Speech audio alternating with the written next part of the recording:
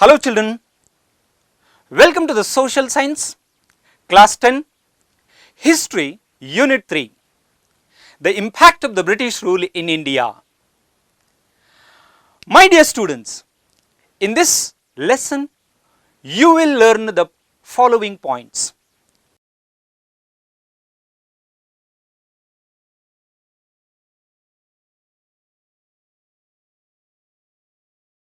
My dear students, India was scattered into number of provincial states, and the Indian native rulers were not having coordination among themselves.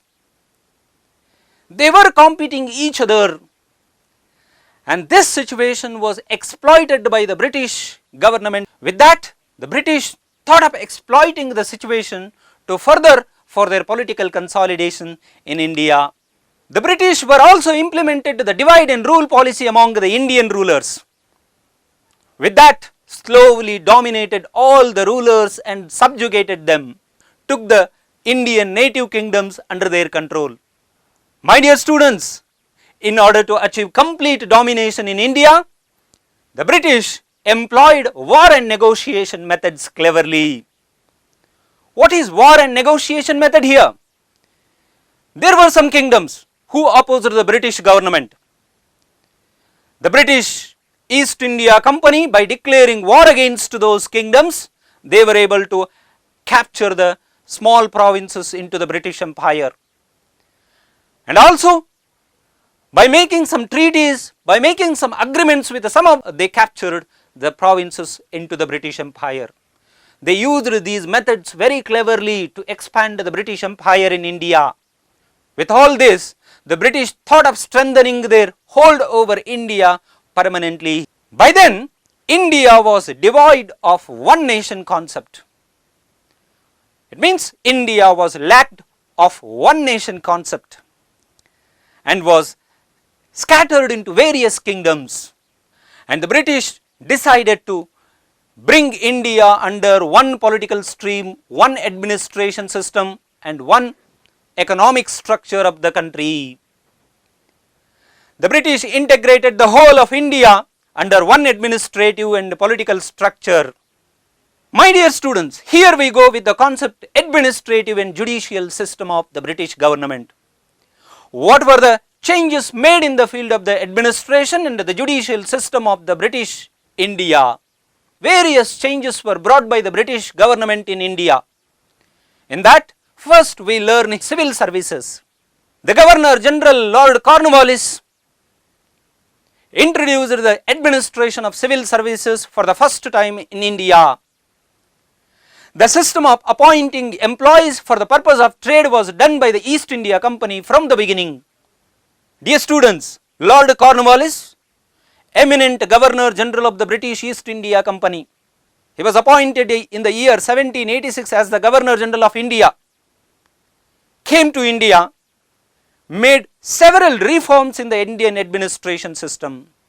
In that, the first one, civil services. He was called the father of the civil services in India. The company also provided permission for private workers to trade. By using these opportunities, employers made money, became corrupt through illegal means. The reason to introduce the civil services in India, children. By then, the British East India Company, there was a lot of corruption in the British East India Company, especially the officers of the British East India Company. They were engaged in corruption activities. To remove that corruption, to bring the efficient administration system to India, Lord Cornwallis decided and brought the new system to India here. Initially, trade was only permitted to the British East India Company. But later on, the permission was given even to the private officials of the British East India Company. With that, they started earning huge amount of the money and became corrupt through illegal means. In order to control all these corruption activities, the Britain government, in the year 1773, the government of England implemented the Regulating Act in India. This is the first milestone in the constitutional reforms of the Indian history, children. The first act introduced by the British government in India. What was the main reason to introduce this act here? The aim of regulating act was to control the corruption of the officers of the British East India Company in India. My dear students, with all these developments, in the year 1800, Lord Cornwallis opened Fort William College in Calcutta for the benefit of people aspiring to join civil services. The Indians who would like to become the civil servants there, for them there was an opportunity created by Lord Cornwallis. But this initiation did not find support from the board of directors of the British East India Company. Initially they did not support. As a result, all the appointments till the year 1853 were done by the directors in the British East India Company government. But after 1853, the appointments for civil services were done through the competitive examinations. The Indians had to attempt these competitive examinations. Who were promoted with the good rankings, they would be given the good positions in the British East India Company. So here is an example: IAS exam, IFS exam, Indian Police Service, Indian Foreign Service, Indian Railways Services, the various civil service positions created by the British government in those days. Why did the British suspect the efficiency of the Indians? The reason, though the competitive examinations started by the Lord Cornwallis in India, majority of the Indians were not qualified there. They were not able to gain the good rankings. So therefore, and moreover, small officials as well as Jamindars were corrupt under the British East India Company authority. Therefore, Lord Cornwallis argued all the natives of Hindustan are completely corrupt. As a result, only lower grade jobs were given to the Indians. Followed by the administrative reforms, let us study about the judicial system of the British East India Company. The British government was brought several reforms even in the judiciary system of India. A new judicial system started finding roots when the British rule began taking over from the Mughal rule. That was the time the Mughal Empire was declining. As a result, the British started to take a firm control over India. After the Battle of Buxar, the Mughal Emperor Shah Alam handed over the Diwani rights, the authority to collect land taxes, to the British. With this, dual administration came into effect in Bengal region. The dual government is also called the dual governance here. The dual government, two governments were there. One government was headed by the Indians. So the Indians were supposed to look after the civil and judiciary issues here. But whereas the British retained the authority of managing the revenue collected in the provinces. So that is how the dual governance came into existence in India. My dear students, later on the British thought of bringing more centralized judicial system in India. Step by step, the British started to improve the judicial system in India. With the implementation of this system, the British took over the authority of the Mughal and established their supremacy in India. Followed by that development, in the year 1772, two types of the courts were established by Warren Hastings in each district. One court is called a Diwani Adalat, which is also called a civil court. The another court here, a Fauzdari Adalat, as a criminal court. The two types of the courts were introduced in the district level by Warren Hastings. In these civil courts, the Hindus were dispensed justice as per the Hindu scriptures. For example, Hindu scriptures like Mahabharata, Karma theory, Upanishads, Bhagavad Gita, according to that, what were the capital punishments were dispensed to the Hindus. But whereas Muslims, the punishments were given as per the Shariat Act, Shariat law of the Islamic. Slowly the British legal procedures were introduced in the criminal courts by the British government. The British started improving the legal procedures. The new legal code of conduct was introduced by the British government. And not only that, the civil courts came under the administration of the European officers. Though the criminal courts were under the control of Qazis, but finally they were also functioning under the supervision of the European officers. With this, the British were able to establish the new judicial system in India. Followed by the judicial system, let us learn about the police system of India. Dear students, the police system in India has the root with the British government. Lord Cornwallis implemented the efficient police system in India for the first time. So therefore, Lord Cornwallis is also called the pioneer of the Indian police system. According to the Indian police system, he created the new post of Superintendent of Police, the head of the police service in a district. He divided a district into many stations in 1793 and put every station under a Kotwal. A Kotwal is none other than a chief police officer in a district, followed by the Kotwal. Similarly, he put every village under the care of Chowkidar. Chowkidar, meaning of the word watchman, Hindi word. Chowkidar and Kotwal both were responsible here. Kotwal was made accountable for thefts, crimes and other law violations at village level. My dear students, with all these developments, the system of appointing British magistrates started in 1781.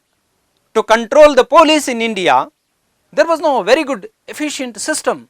But by this time, 1781, the system of appointing British magistrates started.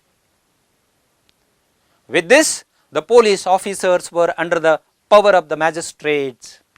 In 1861, the Indian Police Act was implemented by the British government, and that act provided the base of good law and order in administration.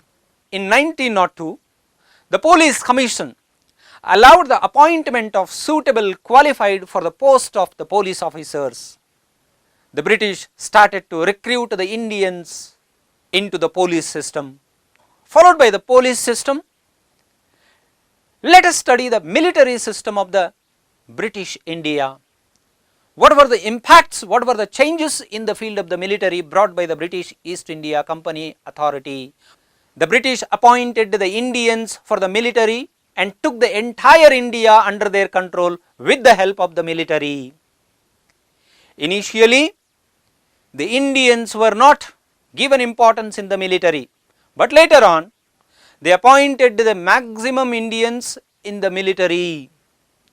With that, the British were able to control the entire India. The officers were again the British here. In the military system, the high positions in the military system were all to the Europeans. The officers were again the British. The Indians could reach the rank of Subedar. The highest post available to the Indians, it was only Subedar. More than that, though there were number of the highest positions, but the Indians were only confined to the Subedar position. The most of the Indians who were worked in the military, they were called the coolie soldiers. They had to work for the British officers. They were served for various other purposes of the British officers. Therefore, they were also called the coolie soldiers. However, the British government accepted the recommendations of Peel Commission in 1857. After the first war of Indian independence, There were number of changes brought in the Indian military system, the British military system of India. Peel Commission recommended some changes. According to that, based on that, the military system was redesigned in India. So that is about the military reforms of the British government in India. Followed by the military reforms, let us study about land tax policies of the British government. Land taxes policies of the British government. Among that, one of the most important land reform, first one, permanent Jamindar system or Jamindari system, which was introduced by Lord Cornwallis. The first land reforms of the British government. My dear students, among the land reforms made by the British East India Company, the first one, permanent Jamindar system. Lord Cornwallis implemented a new land tax policy in Bengal during 1793 in order to generate a steady revenue annually. There was a reason behind the collection of the land revenue by the Indian provinces. By then, the British East India Company had established a firm control over the Bengal province, and according to that, the British East India Company had to pay 4 lakh pounds rupees to the British government in England per annum every year. With that, the British East India Company in India tried to generate steady revenue annually. Permanent Jamindari system. What are the important features under the permanent Jamindari system here? The land was given under the control of the Jamindars, and the land tax was fixed by the British East India Company, and the Jamindars were expected to pay the agreed land taxes to the company on set date every year, on the particular date of that particular year. Followed by that, he was free to collect any amount of the land taxes from the farmers and could retain the excess money collected. Jamindars had an opportunity here. The British government never questioned here how much amount had to be collected from the farmers.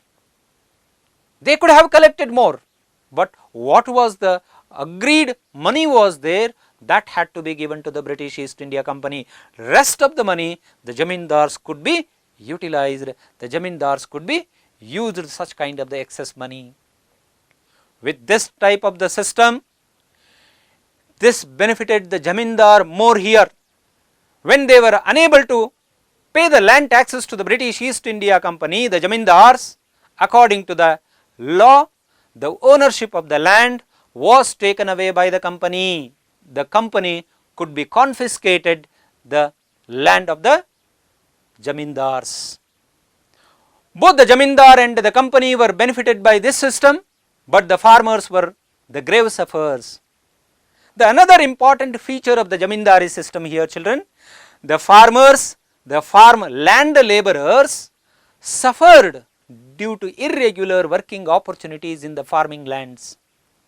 The working opportunities were not continuously found in the land. They had only seasonal working conditions.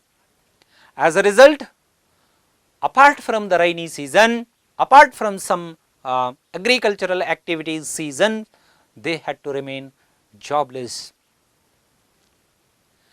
Finally, this system was extended to the states Bihar, Odisha, Andhra, Varanasi.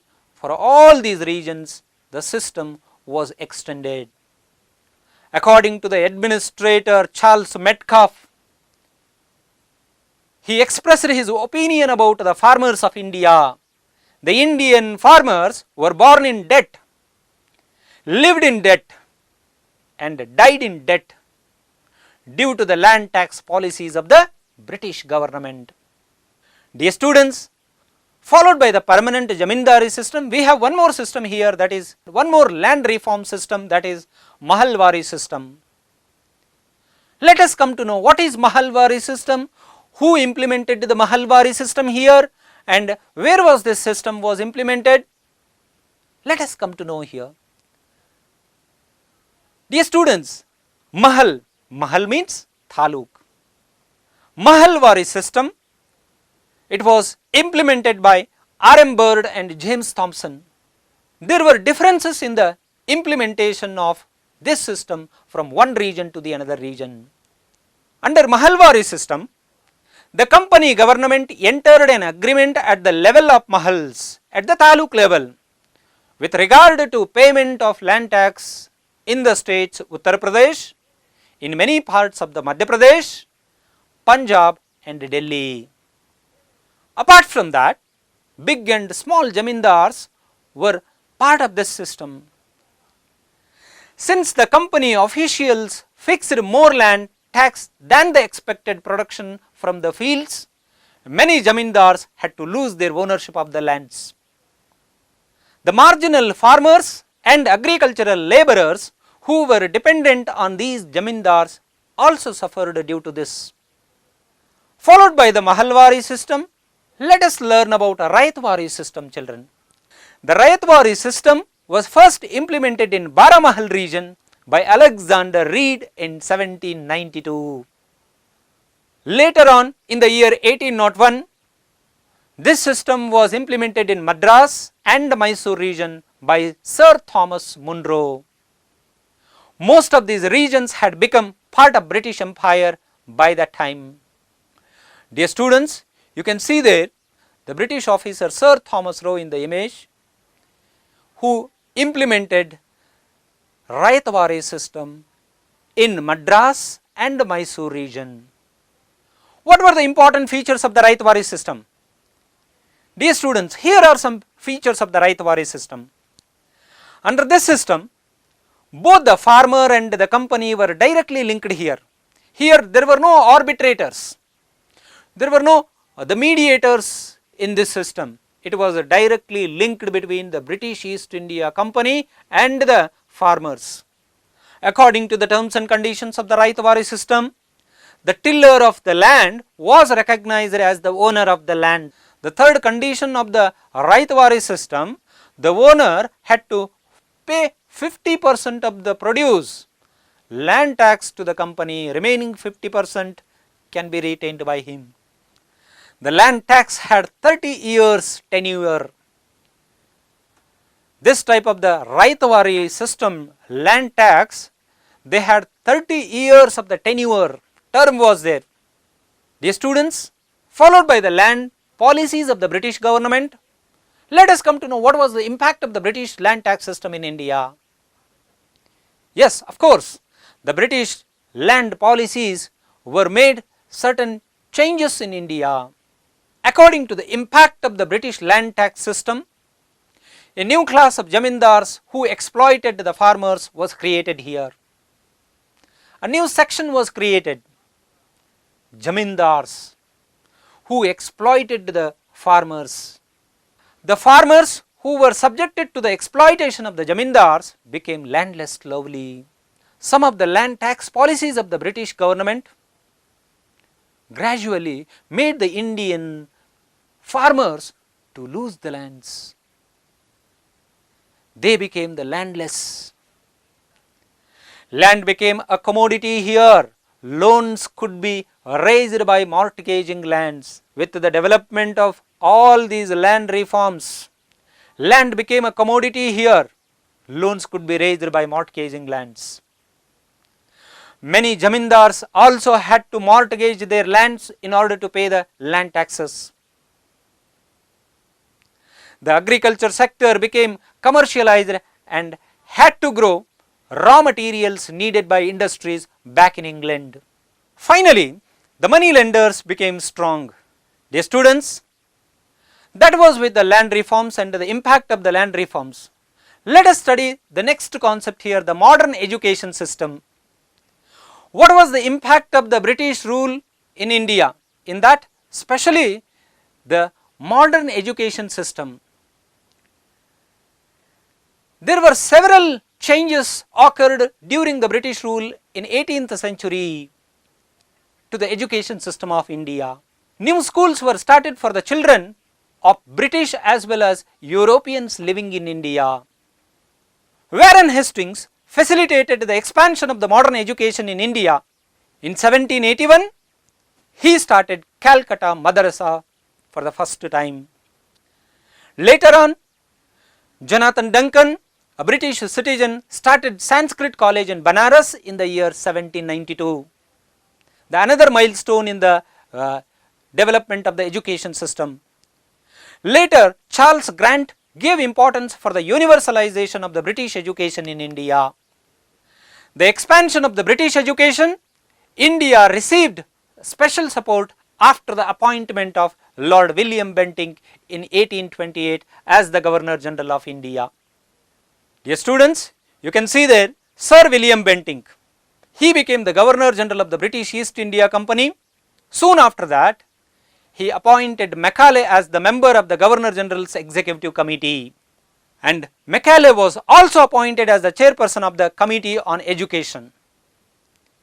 He submitted the report on education in 1835.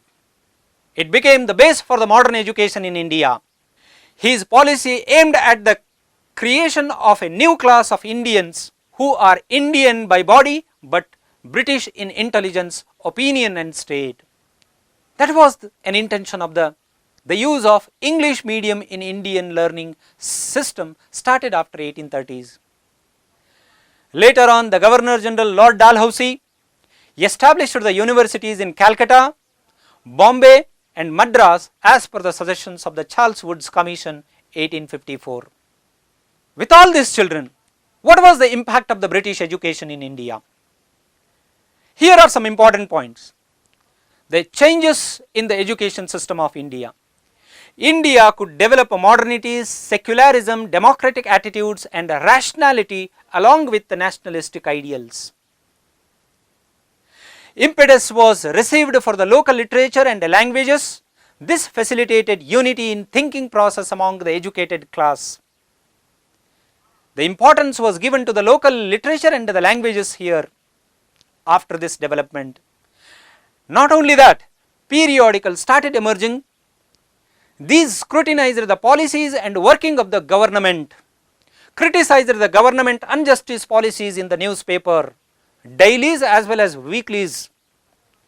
New social and religious reformation movements were also started at the same time here by socio-religious reformers like Rajaram Mohan Roy, Swami Vivekananda, Ramakrishna Paramahamsa, Jyotiba Phule, Savitribai Phule, Mahatma Gandhi. All these social reformers started a new socio-religious reformation movements as a result of the introduction of the Western education. The thoughts of the thinkers like J.S. Mill, Rousseau, Montesquieu and Voltaire, Karl Marx brought fresh thinking in the mind of educated youth in India. Not only that, the freedom struggles that were taking place across the globe influenced the Indians also here. Like the French Revolution and all influenced on Indian freedom movement. Indians could understand and appreciate their tradition here. My dear students, in this module, we have studied administrative and judicial system. In that, civil services, judicial system, police system and military system.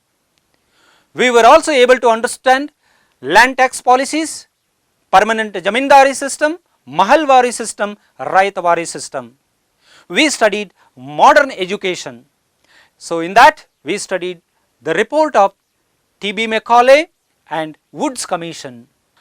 Dear students, with this, you will have to refer the textbook exercises, page number 29 textbook, refer the exercise questions here.